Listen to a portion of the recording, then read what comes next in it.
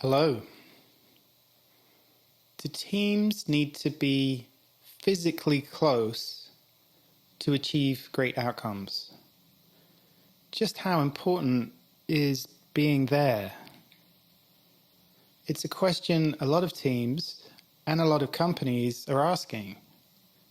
It's time you or your company got good at distributed work. There's a big shift happening. It's not the same rules that work anymore. Going forward, companies that are great at distributed work have a key competitive advantage. This remote trend has been building for quite a while. And right now, remote is feeling like an idea whose time has really come. There's already a decade of remote success stories. Companies like Trello, where I've been working for the last 5 years, or Envision, Automatic, who make WordPress, GitHub, and many others. They've all been visibly very successful as remote first or remote majority organizations. So there's no question anymore this stuff can work. Excuse me. In fact, in the last year or so, there's an idea that's taken hold. The next Silicon Valley is the internet. It's not going to be about one particular place anymore. It's going to be about one giant distributed talent market, which means a more level playing field for people who don't happen to live near the established tech hubs. You see the trend in data around the world. This IWG survey says the future's already here. They asked 18,000 workers in 100 countries. 2/3 were doing at least 1 day a week remote. It's similar with developers. 2/3 spend some time working remote. And more, it's what you need to attract talent. Most said working remote was the top priority when choosing a job. This shows up in hiring. Remote positions get more applicants. At Trello, we've been hiring this way for years. When we hire, 80% of candidates are remote. Think about that. Our applicant pool is 5 times larger for each position. So you get more and better candidates, and then when they join, there's a higher chance they'll stay. Because remote is great for retention. If an employee needs to be home more often for children, or to move for a spouse's job or a sick relative, they don't need to quit. So people who are able to work remote tend to stay working for that company longer. Let's look at the way we work. Work has changed hugely, particularly knowledge work. Here's how an office worker spends a day. And what you see is people in offices spending lots of their time collaborating with others through a screen.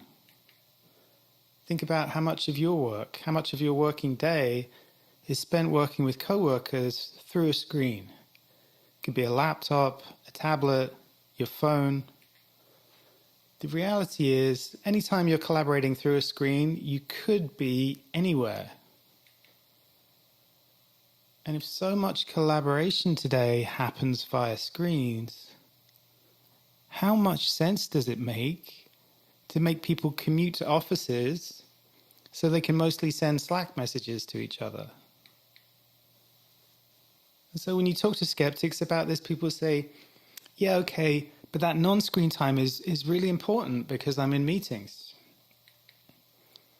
So for software makers in the 21st century, it's kind of interesting, isn't it? This 20th century notion we have of going to work. That's what it comes down to, this limited set of face-to-face interactions that's part of our day. So how important is being there to teams? Imagine 2 teams, one co-located one distributed.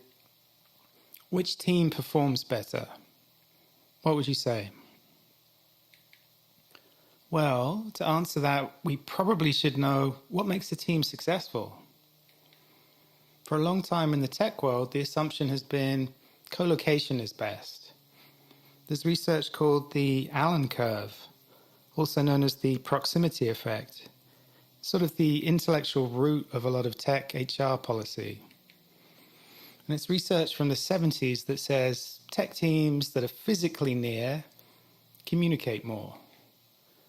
We're 4 times as likely to communicate regularly with someone 6 feet away as someone 60 feet away.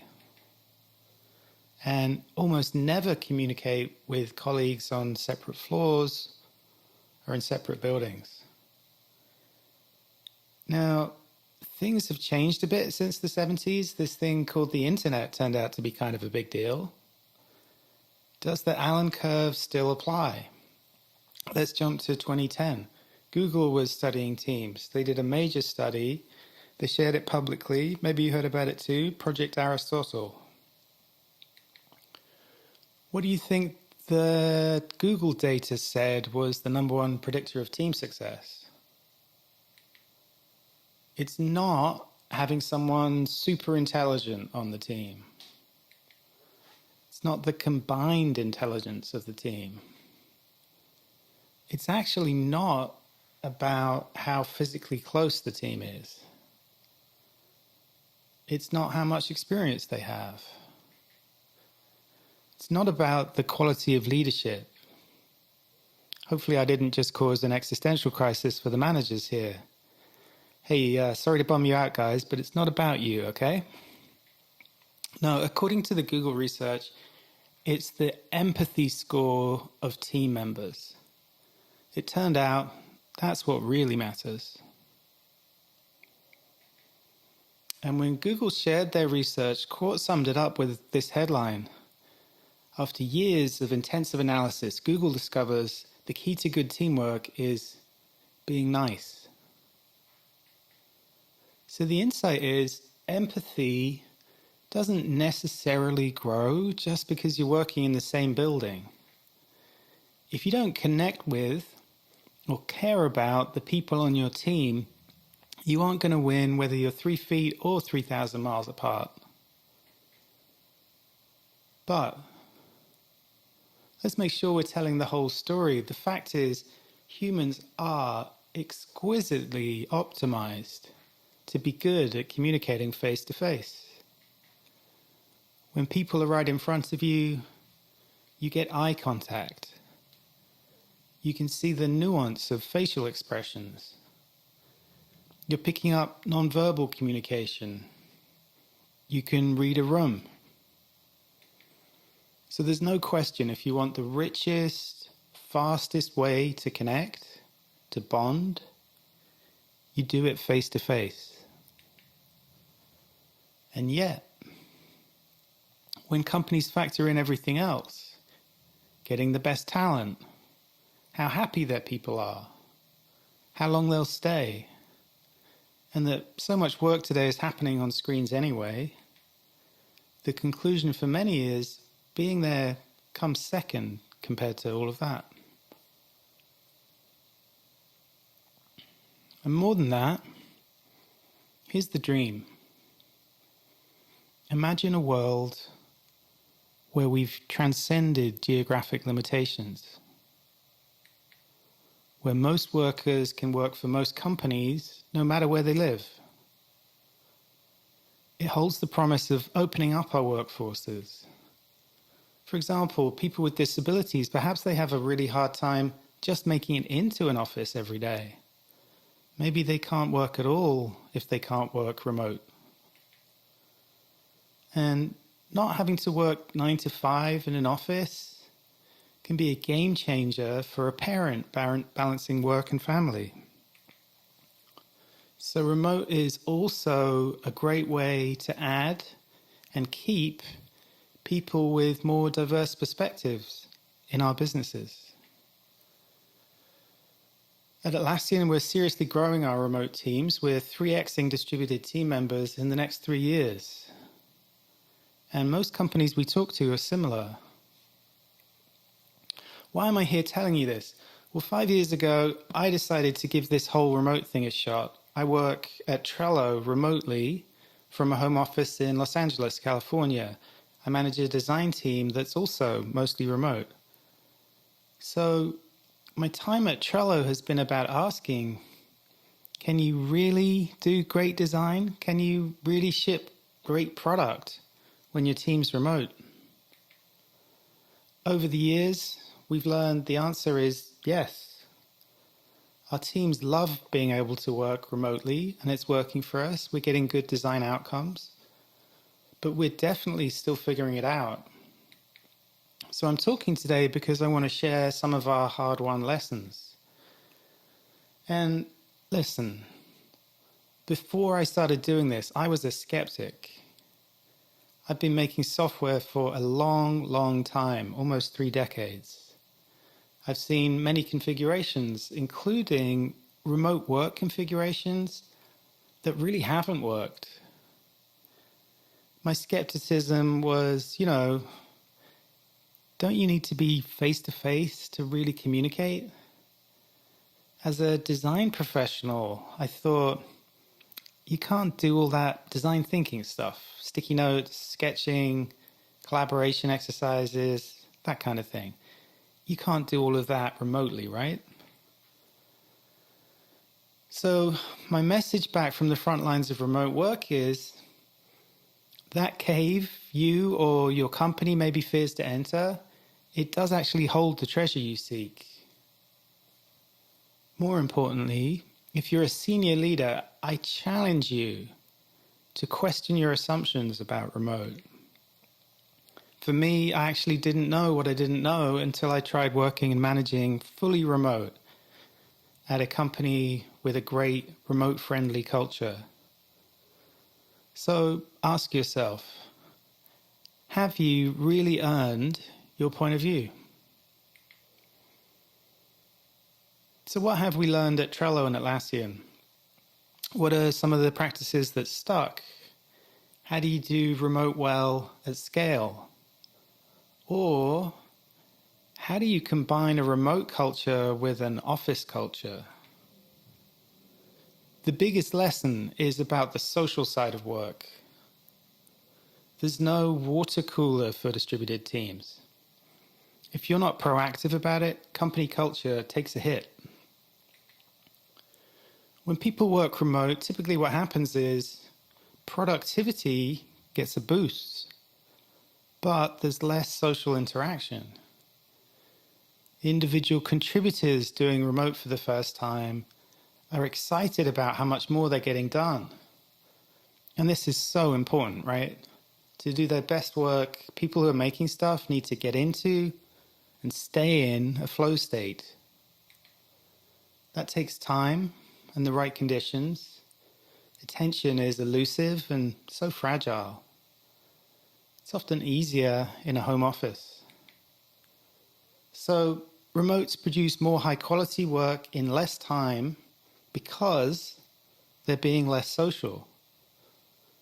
There's no one around. But that can actually be a problem. I dug into some of the social science. There's something called social information processing theory, a bit of a mouthful. It's basically studying relationships. And of course, relationships are the keys to so much. What you absolutely need for really great teamwork is trust. And trust only happens when you have healthy relationships.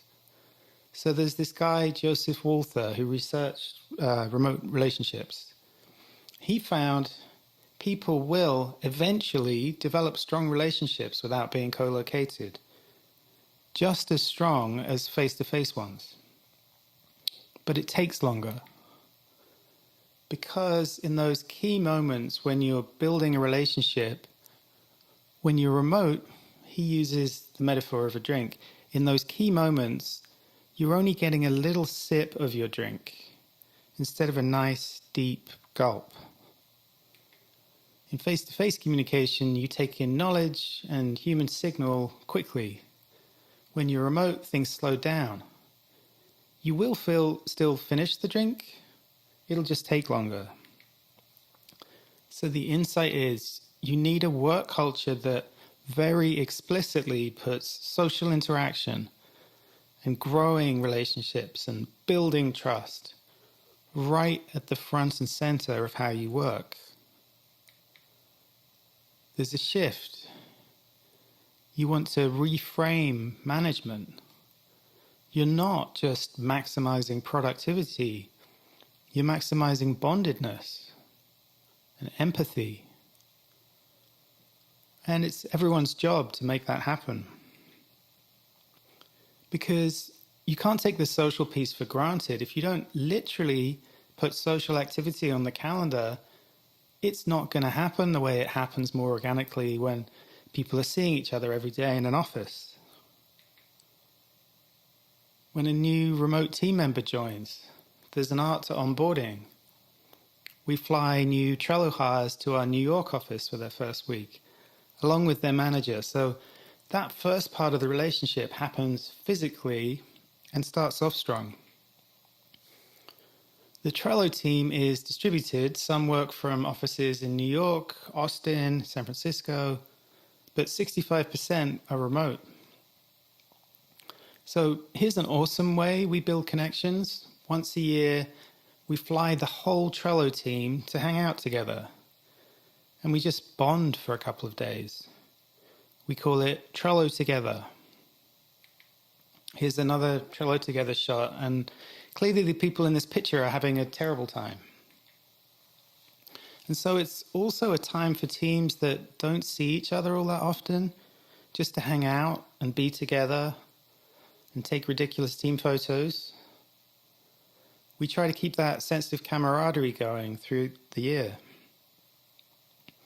The Trello design team physically gets together once a year for an offsite. Over a few days, we do some work, but we also do a bunch of activities that just connect us. This photo was from a charity activity.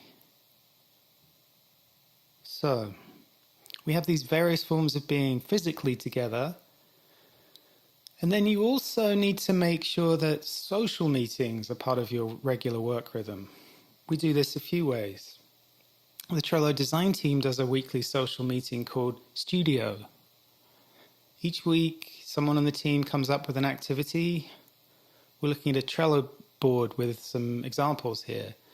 And so we do warm-up exercises, play games, maybe draw things, or share various things from our personal lives.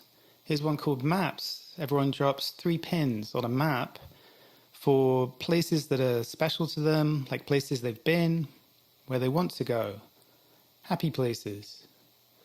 Then we walk through the map as a group and people tell the story of their pins. And now we know each other a little bit better. We have a social meeting called Mr. Rogers, a simple way to build team culture. We randomly pair up people for a video call so people who don't happen to be working together can hang out and get to know each other a little bit. Once a month, we do a team-wide remote town hall. It's a place to share work, celebrate achievements, anniversaries, meet new hires, and we have social time at the end. Okay, now, as more and more collaboration shift to screens, the tools we use increasingly play a social function. More and more, I think of these tools as kind of proxies for a disappearing or digitizing workplace. They're plugging the hole it forms now that people aren't physically there with each other quite as much. Increasingly, these tools have a social dimension or can be used for social connection. Here's a nice example. Instead of quarterly team outings, we do Vitamin D Appreciation Day. Every quarter, everyone gets $100 to do something with family or friends. All we ask is that people share a photo back on Trello. Design leader Alistair Simpson does asynchronous meetings. His team are in different time zones, so the meeting is a Confluence page. That way his team reads it when it's convenient. And there's a team member of the week section, which often sparks conversations. Slack can be great for bonding. Here's a team Slack channel where people share a photo of what they got up to at the weekend. What's great is it's a simple idea and an easy habit to get into, and it builds connections. And with emoji reactions, we've got such a powerful and quick way to express ourselves, show that we care about each other or that we're listening. Even just talking in chat can lead to real connection. So here Bradley is in Sydney and Sarah is in Austin, and they've only met once in real life, but here they are connecting. This is a product team working in Mural, which is kind of a shared collaboration space. You get this real sense of the presence of others. Like people here are listening to an expert talking while placing notes on what they're hearing on a shared diagram. So you've got a nice shared digital layer on top of real life thing going on. Sometimes we're combining tools. This is footage from a distributed design sprint. We're using Zoom for video at the top, and below we're voting on some design approaches.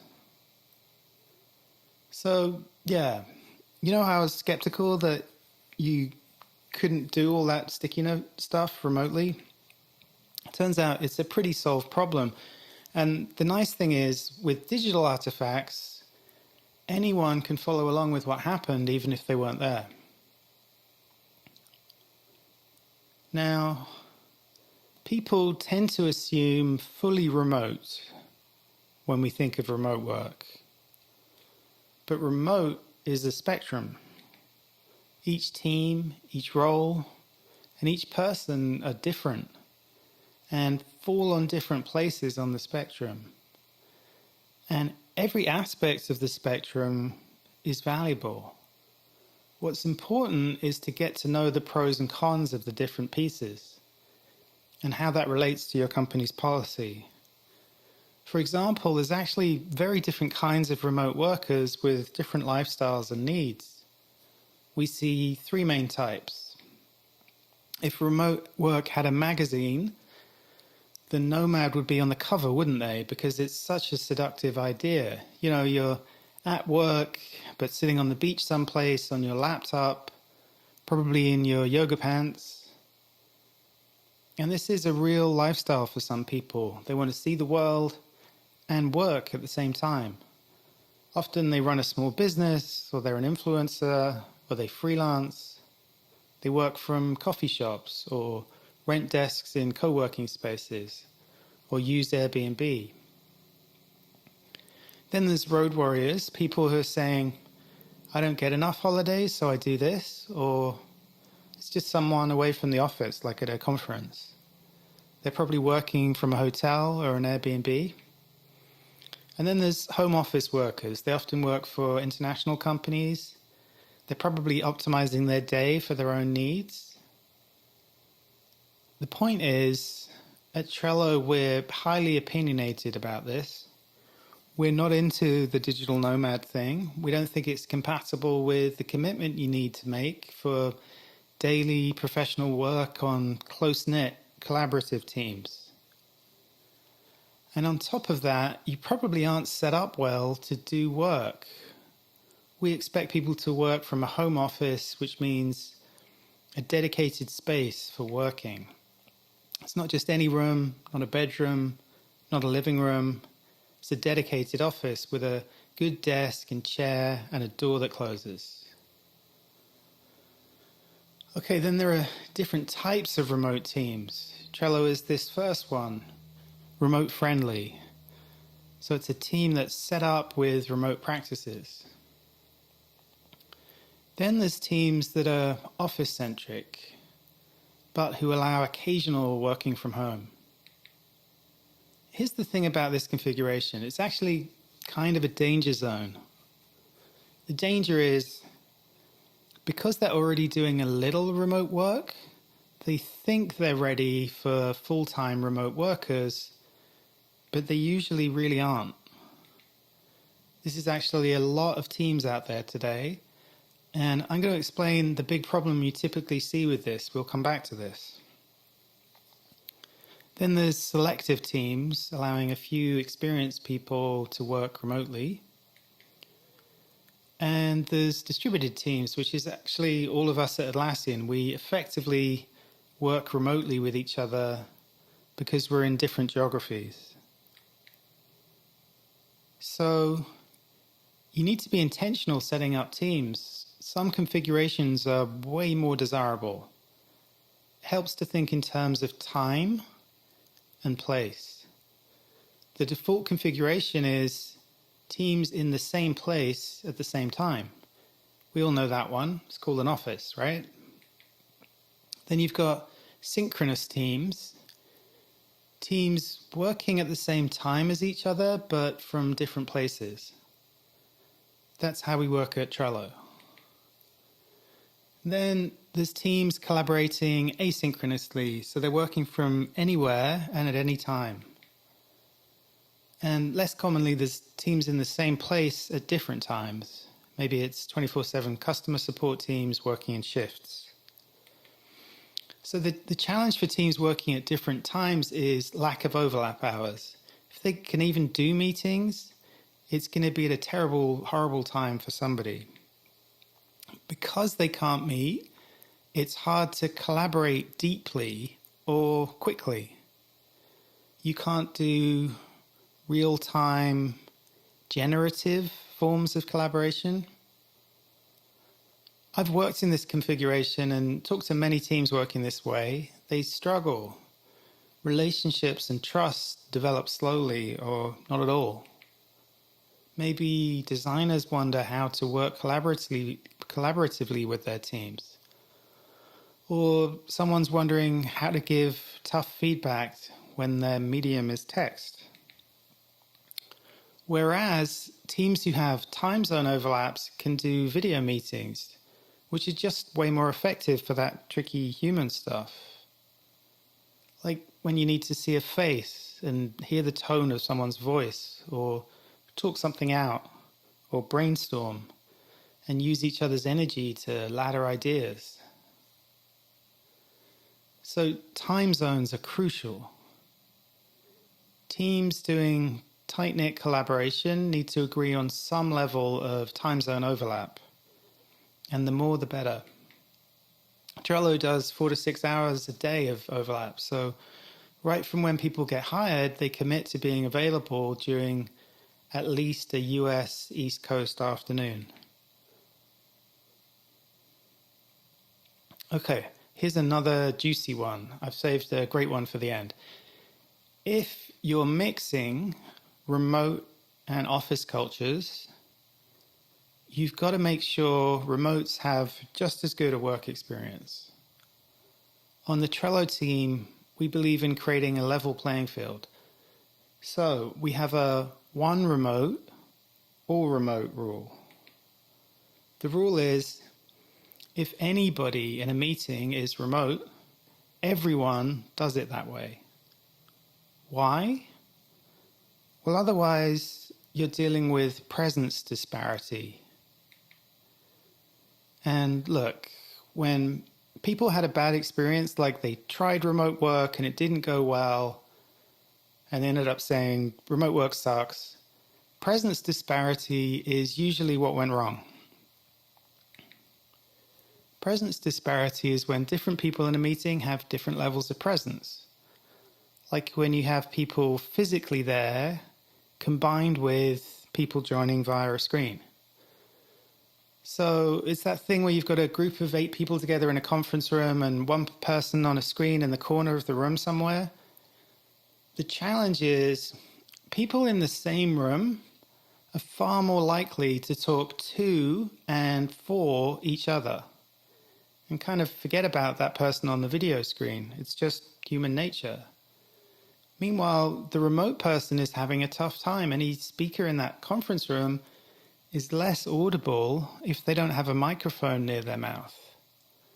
It's hard to hear or see people who aren't near the camera, or catch a side conversation. Maybe someone's drawing on a whiteboard you can't see.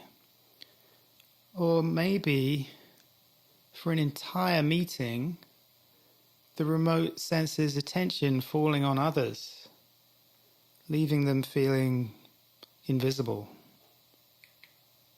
It leads to bad stuff. Engagement falls off, there's less collaboration going on, and these issues add up. There's effectively a mini class system of high and low presence people. So that's the bad way, and a lot of teams are stuck in that. Whereas, if everyone video conferences, think Zoom in Brady Bunch mode, and here's the behavior shift part. Even if most of these people in this meeting are in the same place, you still do it this way. Because when you have a single dedicated video feed for each person, everyone can see and hear each other. You can see people's expressions, so you can interpret comments and pick up on those social cues. And crucially, everyone's attention is in the virtual meeting space, not in the room. And now you've got a more equal, direct, personal way to be together. Okay, let's recap. Mastery of distributed collaboration is a key competitive advantage. So it's high time your organization got good at it. Empathy is the key to high-performing teams. So if you're distributed, you've got to over-invest in the social side of work. If you're collaborating closely, you can't transcend time zones. So you're going to need to agree on some overlap hours. And if you're mixing remote and office employees, you need to set up meetings as a level playing field by adopting the one remote, all remote rule. Those are the big lessons we've learned in my time in the remote trenches. So the hard thing is, just knowing what to do doesn't mean it's going to happen. Because getting groups to actually change behavior can be so freaking hard. And if that sounds like the world you face when you go back to your organization, then I wish you good luck. That topic probably needs its own whole dedicated talk. So where's this all headed? Can we go from beyond being there to better than being there? This is a multi-decade shift we're talking about, and we're still early. There are many practices to discover and problems to solve. For example, loneliness is a real problem for some remote workers. As a tool maker, my perspective is we're still just getting the basics in place, like seeing and hearing each other. In the next innovation wave, I think we'll move up the hierarchy of needs of a team with new tools that actually bring people closer together despite being physically apart. Thank you.